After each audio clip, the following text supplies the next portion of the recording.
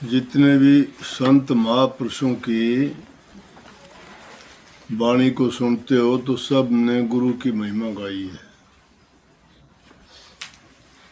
इस वाणी में भी यही कही है कि सतगुरु मिलने से सब दुख दूर हो जाते हैं। सतगुरु मिले हमारे सब दुख बिछड़े, अंतर के पट खुल गए। अंतर के पट खुलने का मतलब ज्ञान होने से है कि सतगुरु मिलने से हमें सब ज्ञान हो गया और अज्ञान में ही आदमी गलतियां करता है। अज्ञान में ही उससे उल्टे सीधे काम बनते हैं। जब ज्ञान हो जाता है तो वो काम नहीं करता। अज्ञान के बस हम बुरी आदत लगा लेते हैं। अज्ञान के बस होके जितने भी काम किए जाते हैं बिना सोचे समझे करते हैं। इसलिए कहते हैं कोई भी काम करे आदमी तो सोच समझ के करे। लेकिन जिसके सिर पर गुरु होता है तो वो कभी भी ना समझी का काम नहीं करेगा, क्योंकि वो हर काम में अपने गुरु की इच्छा देखता है कि उसमें गुरु का हुक्म है कि नहीं है। और जब इतनी बात सोचता है तो उसको सोचने का मौका मिल जाता है कि मैं जो काम करने जा रहा हूँ उसका फल क्या होगा। और जब किसी चीज़ के बारे में मैं तो ये कहता हूँ कि जब आदमी से कोई गलती होने लगे या कोई गलत विचार मन में आ जाए या कोई मंशा ऐसी हो जाए कि जिसके कारण वो कुछ गलत करना चाहता है, तो उस बात के बारे में उसको एक बार नहीं कई बार सोचना चाहिए। कई बार सोचेगा तो वो गलती नहीं करेगा। और अगर जल्दबाजी में कोई आदमी कोई काम करेगा तो जरूर गलती कर देगा। इसलिए कही है कि कोई भी काम करने से पहले सोच ले। वैसे तो अंग्रेजी में कहा था थिंक ट्वाइस, दो बार सोच ले। दो बार का मतलब दोबारा सोच ले कि मैं जो करने जा रहा हूँ, एक बार तो कर लिया फैसला मैं ये खाऊंगा ये चीज़ मुझे, लेकिन दोबारा फिर सोच ले मुझे खानी चाहिए या नहीं चाहिए।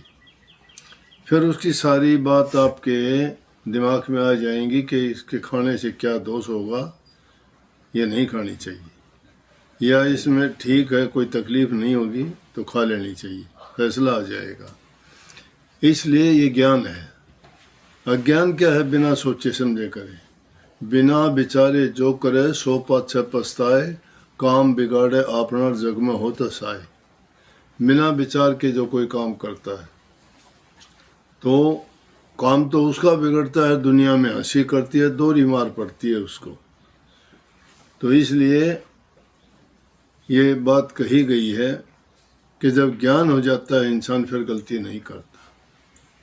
कहते हैं कि सतगुरु मिलने से हमें ज्ञान हो गया, समझ आ गई, हमें पहचान हो गई कि हमें किस प्रकार से जीवन जीना चाहिए, किस प्रकार के हमें कर्म करने चाहिए और कौन से काम हमें नहीं करने चाहिए। कुछ कार्य होते हैं निषेधात्मक, जिनसे आदमी को कष्ट, दुख, बुराई, पाप लगते हैं, और कुछ आदमी ऐसे कार्य होते हैं जिनके करने से आदमी को सुख शांति मिलती है। तो इसलिए धैर्य सब चीज़ों का इलाज है।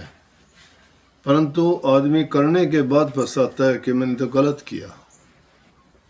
उसका कोई हल नहीं निकलता फिर, क्योंकि जो चीज़ बीत जाती है, गुजर जाती है, वो आपके लिए एक संदेश छोड़ के जाती है। अब उस संदेश छोड़ने से भविष्य तो सुधार लोगे शायद, लेकिन जो हो चुका उसका हर्जाना आपको भरना जरूर पड़ेगा। तो ये कर्म का तो खेल है। परंतु अपने गुरु ग्रंथ साहब में लिखा है, वाणी है कि जिसके सिर तू दाता उसको दुखाएगा। जिसके सिर पर गुरु, समर्थ गुरु, साईं गुरु है तेरे सिर पर, तो तुझे दुख किस बात का, चिंता किस बात की। कहते हो कि औखी घड़ी ना देखण दें, कि बुरा समय ना दिखाइए मेरे को। जब ये भावना रहती है तो समझो गुरु है। गुरु वही है जो रास्ता दिखाता है। तो अंतर के पट क्या खुल गए कि अंतर में ये प्रकाश हो गया, समझ आ गई, विवेक हो गया कि हमें क्या करना है क्या नहीं करना है। तो उसमें कहे कि ऐसा होने से कोटि कर्मों से छूट गया। जिंदगी में एक आध काम नहीं करता आदमी, दुनिया में रहते हुए सब प्रकार के काम करने पड़ते हैं। उनमें कुछ मंदे भी होते हैं, कुछ भले चंगे भी होते हैं। तो बुरे जो हो जाते हैं वो कष्ट देने वाले ही होते हैं, और जो चंगे हो जाते हैं उनका परिणाम सुखमय आनंदमय होता है, वो खुशी देते हैं। तो वाणी तो महापुरुषों ने सब इंसान की बेहतरी के लिए सबसे पहली ज़रूरत उसमें है कि इंसान का खुद का चरित्र अच्छा होना चाहिए। जिस दर्पण को तुम देखते हो ना वो तुम्हारा चित्र दिखाता है। सब देखते हैं शीशे को, अगर वो तुम्हारा चरित्र दिखाता तो कोई नहीं देखता, क्योंकि तुम्हारे दुर्गुण आ जाते उसमें। शीशे को सब देखते हैं, लेकिन क्योंकि वो चित्र दिखाता है, चरित्र दिखाता है, तो कोई भी उसको नहीं देखना पसंद करता। तो सबसे पहली जरूरत है इंसान चरित्रवान होना चाहिए। जिसका चरित्र ऊंचा है, चाहे उसके पास धन दौलत ना हो, चाहे उसका कोई समाज में इज्जत ना हो, चाहे उसका कोई रुतबा ना हो, लेकिन वो आदमी प्रभु की किताब में ऊंचे और नेक इंसानों में उसका नाम मिलेगा। चरित्र जिसका गिरा हुआ है वो आदमी समाज में भी दुनिया में रह के भी किसी भी काम में अच्छा नहीं गुजर सकता। देर से अबेर से उसका नतीजा उसको बुरा मिलना ही मिलना है। उच्च चरित्र वाले लोग जो हैं वो कोई भी काम कर जाते हैं। पहली चीज़ है चरित्र ऊंचा होना चाहिए। दूसरी चीज़ है घरों में शांति होनी चाहिए। गुरु उसको मानो जो पहले तुम्हें सामाजिक जीवन जीने की तरीका बताए। शांतिपूर्ण अगर जीवन नहीं है, उसके नियम और मर्यादाएं नहीं हैं, तो चाहे गुरु क्या चाहे कितना बड़ा खुद ब्रह्मा जी भी तुम्हें समझाने के लिए आ जाए तो भी तुम्हारा काम नहीं बनेगा। पहली जरूरत है कि हमें अच्छे गुणों को अपनाना चाहिए।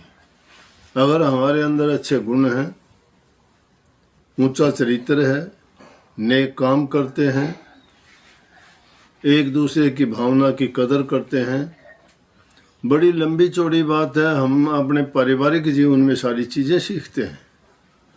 और पारिवारिक जीवन में कौन सीखेगा? पहला जो चरित्रवान इंसान होगा वो। चरित्र में सद्गुण होते हैं सारे के सारे, और सद्गुण जहाँ होंगे वहाँ सुख शांति समृद्धि खुशहाली सारी चीज होंगी। और जिस घर में ये चीज़ें नहीं हैं, एक दूसरे पर एतबार क्यों नहीं करते? क्यों पति पत्नी का, क्यों भाई भाई का, क्यों बहन भाई का, क्यों माँ बेटे का, क्यों पिता पुत्र का झगड़ा होता है? कि इसलिए होता है कि एक दूसरे का उनका एतबार नहीं है। वो एक दूसरे की कदर क्यों नहीं करते हैं? कि उन्होंने अच्छे गुण नहीं अपनाए हैं। अगर आदमी कोई गलती करता है तो उसका जवाब देना गलती से नहीं होता, उसको सुधार के रास्ते पर लेके आओ। गलती इंसान से अनजाने में होती है, जानबूझ के भी इंसान कर देता है या किसी कारणवश कर देता है, तो भी नेक इंसान का फर्ज बनता है कि उसको समझाए, सही तरीके से रास्ते पे लाए, ताकि वो उस गलती से निकल सके। लेकिन अगर गंदगी को गंदगी से साफ करना चाहते हो, कभी साफ नहीं होगी। गंदगी को साफ करने के लिए आपको स्वच्छता की ज़रूरत पड़ेगी। इसलिए ये मीठा बोलना, अच्छा बर्ताव व्यवहार करना, दूसरे की भावनाओं को समझना, ये ऐसी चीज़ें हैं कि ये दुखी से दुखी इंसान को भी सुखी कर देंगे। कोई तकलीफ है, बीमारी है, रोग है, उसके पास बैठ के तुम अगर नकारात्मक बातें करते हो, ओहो तेरे को तो ये हो गया, ये तो बहुत बुरी बीमारी है, ये तो कुछ ही लोगों को है, इसमें तो लोग मर जाते हैं, वो आदमी को आप जिंदा मार रहे हो। अगर किसी को है तो उसको ऐसे विचार, ऐसे ख्यालात दो, सकारात्मक सोच दो कि कोई बात नहीं, ये तो हमारे शरीर का कष्ट है, हमारा भोग है, हमारा रोग है, ये पूरा हो जाएगा, ठीक हो जाओगे जब पूरा हो जाएगा कर्म, ये कोई चिंता की बात नहीं। हमने तो बहुतों को इससे भी बुरी बुरी बीमारी से उभरते देखा है, और ये बड़े चमत्कार हैं, इससे कभी घबराना नहीं चाहिए इंसान को। यही बात उसको ताकत दे देंगे, उसके रोग दुख कष्ट को सब को दूर कर देंगे। और वक्त आता है, वक्त एक जैसा नहीं रहता, बदल जाता है उनको। इसलिए पहली चीज है कि घरों के अंदर सुख शांति, एक दूसरे के विचारों का कदर करना, मीठा और अच्छा बोलना, सोच समझ के किसी बात को, समस्या का हल करना। ये नहीं कि कोई छोटी सी बात हुई तुनक मिजाजी में गुस्सा कर लिया, कुछ का कुछ बोल दिया। रोजाना के इस तरह वाली बातों के कारण, छोटी छोटी बातों के कारण घर बिगड़ते देखे हैं। क्योंकि इंसान को आजकल खान पान ऐसा हो गया कि जिसके कारण ना उसे क्रोध रुकता है और ना ही वो किसी की बात सुनना चाहता है। लेकिन धीरे धीरे करके अगर आप नम्रता से और प्रेम से किसी को समझाओगे तो कभी न कभी उसकी समझ में आ जाएगी।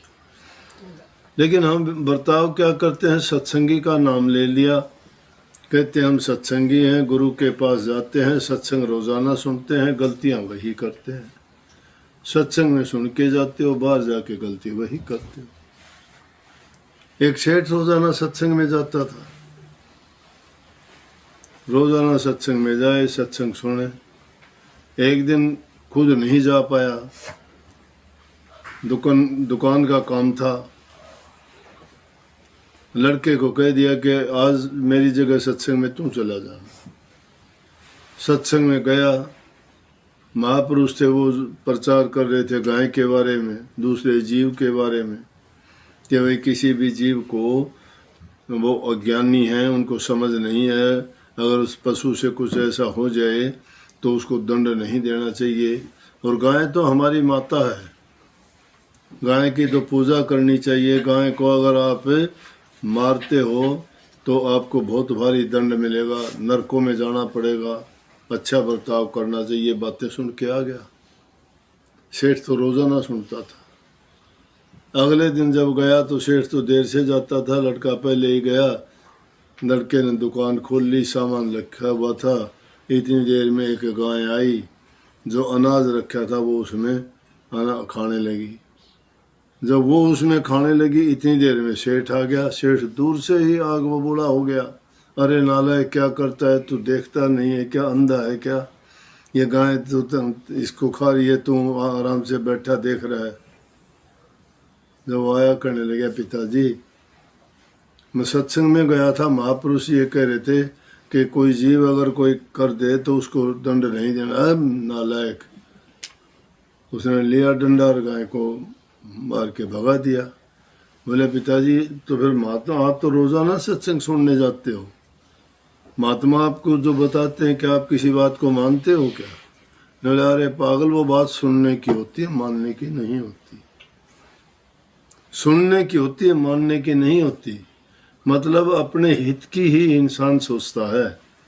सत्संग में जो बात सुनते हो, सुन के चले जाते हो, लेकिन बाहर जाके भूल जाते हो हमें ये करना चाहिए, नहीं करना चाहिए।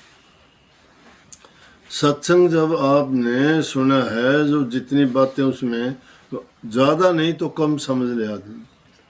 साल में बहुत दिन होते हैं, पूरी जिंदगी में अगर आपने 10-20 बातें भी अपने चरित्र में जोड़ ली, एक एक चीज के लिए आदमी प्रसिद्धि प्राप्त कर लेता है, योग्यता प्राप्त कर लेता है, कोई किसी चीज में, कोई किसी चीज में। तो हम एक एक गुण भी अगर साल में एक गुण भी अपनाएं तो कितनी कितनी साल की हमारी उम्र होगी, लेकिन हमारे विचार, भावना और हमारा व्यवहार या बर्ताव नहीं बदला।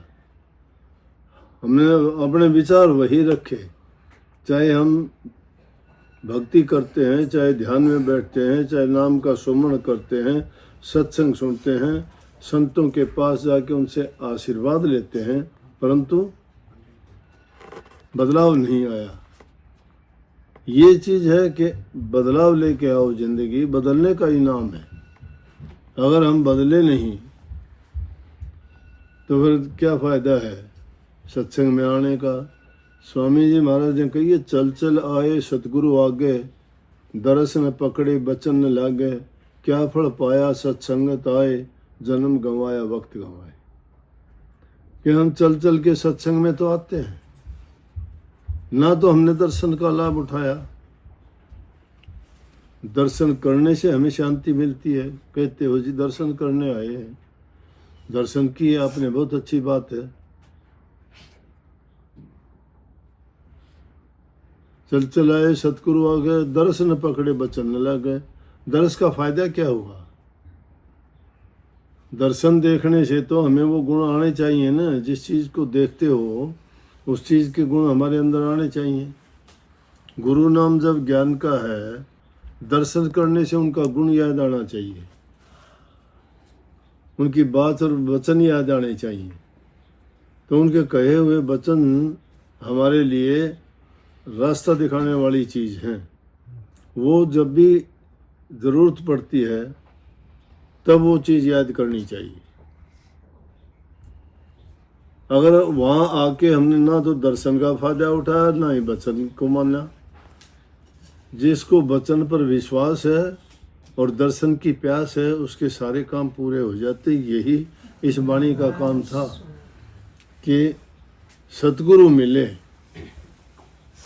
सतगुरु मिलने से सारे दुख, कष्ट, रोग, तकलीफ दूर हो जाती हैं। हमारी तो आदतें भी नहीं छूटती, फिर दूर कहाँ हुई। कबीर साहब ने जो बात कही, कैसी कैसी कबीर साहब की, तो उन्होंने अपने जीवन में जो खुद करके दिखा दिया, करके दिखा दिया कि उन्होंने बुरे आदमी को कभी बुरा नहीं कहा, उसको नेक बनाने के लिए कोशिश की। कहते हैं कि एक बार एक चोर चोरी करके भाग गया और भागता हुआ किसी को कबीर साहब का घर खुला दिखा, उसमें आ गया। कबीर साहब को पता लगे, पीछे आदमी लगे हुए थे कि चोर गया पकड़ो। कबीर साहब के घर में घुस गया। कबीर साहब ने उसने देखा, अगर हम देखेंगे तो हमें भी एकदम बात होगी कि चोर है, पकड़ो इसको, हम भी उसको मारने दौड़ेंगे। लेकिन चोर इंसान नहीं है, चोर एक दुर्गुण है। वो उसकी किसी मजबूरी के कारण है। ये बात यहाँ सोचने की आ जाती है, उसको चोरी की आदत क्यों पड़ी है, क्या मजबूरी है। अगर ऐसा सुन के उस चोर को अगर हम बैठा के और उससे पूछें तो उसका कारण पता लगेगा। तुम्हारे समझाने से, तुम्हारे कहने से, उसकी जो ज़रूरत है उसको पूरी करने से वो चोरी छोड़ देगा। महापुरुष तो अपना पुरुष इसीलिए कही ना कि संत बड़े परमार्थी। वो परमार्थ के लिए ही संत काम करते हैं। और किस प्रकार से बरसात की तरह के बरसना शुरू कर देते हैं। वो दूसरों की तपन मिटा देते हैं, अपना पुरुष लाके। अपना सुख नहीं देखते, दूसरों के लिए, उनको खुशी देने के लिए, सुधार करने के लिए वो अपना नहीं सोचते कि तेरे साथ क्या होगी। कबीर साहब ने वही किया। पता था चोर था, बोला कि मेरी लड़की है, उसके पास सो जा। घर में एक दो खाट थी, कोई आज की तरह से अमीर तो थे नहीं, छोटी सी झोंपड़ी घर होगा। लड़की सोई पड़ी थी, उसके खाट पे जाके लड़की के पास सो गया। तो आए कि बोले कि यहाँ तुमने चोर को देखा? बोला नहीं, ये कौन सो रहा है? बोला तो मेरी लड़की और जमाई सो रहे हैं। चोर को जमाई बना दिया।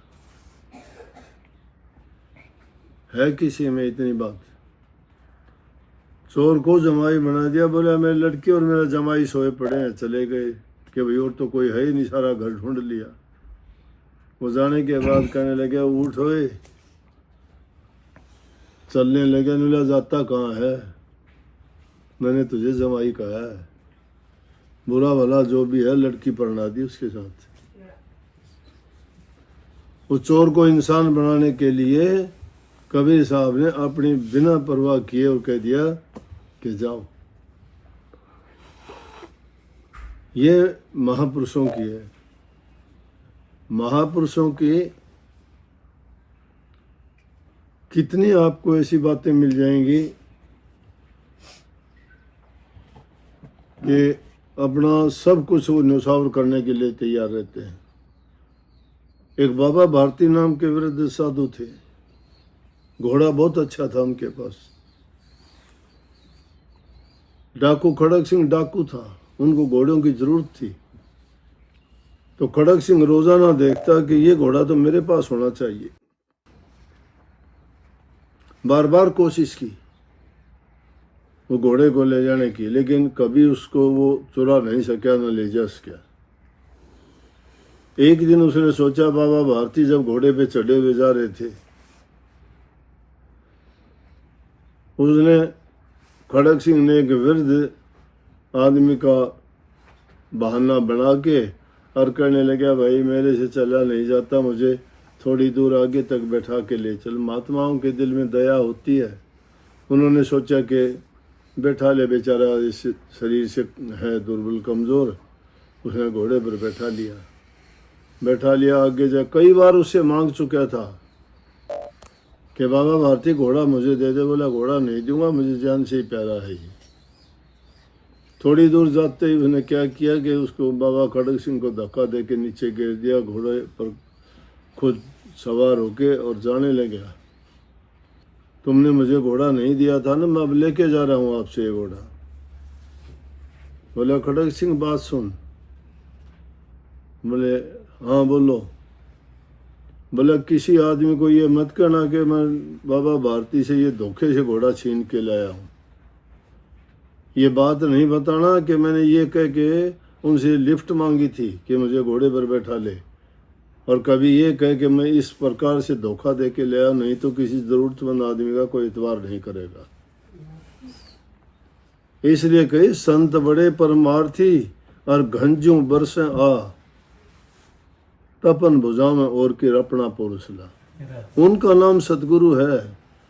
ये सतगुरु पेट कुटे सतगुरु थोड़े हैं लुटेरे जो बैठे। ये धर्म के नाम पर दुकान जो चलाते हैं, ना जिन्होंने गुरु सेवा की, ना भजन बंदगी की, ना कुछ जानते, ना नाम भक्ति, ना सेवा भक्ति, ना प्रेम भक्ति, उनके पास तो धन भक्ति है। इसीलिए धर्म बदनाम होते चले गए। गुरु अगर होते, सच्चे गुरु होते, सच्चे गुरु तो अपना त्याग करते हैं। दूसरों को सुख देने के लिए वो खुद कष्ट उठाते हैं। जितने महापुरुष हुए उनका जीवन देखो। और आजकल तो राजाशाही है। फौज की फौज चलती है संतों के साथ में। किस लिए? डरते हैं संत लोगों से। निर्भय बनाते हैं अपने शिष्यों को, निर्भय हो जाओ, काल से बच जाओगे। सतगुरु मिले थारे सारे दुख बिसर गए। अरे सारे दुख लग के बिसर कहाँ गए? इसलिए गुरु गुरु होना चाहिए। गुरु सोई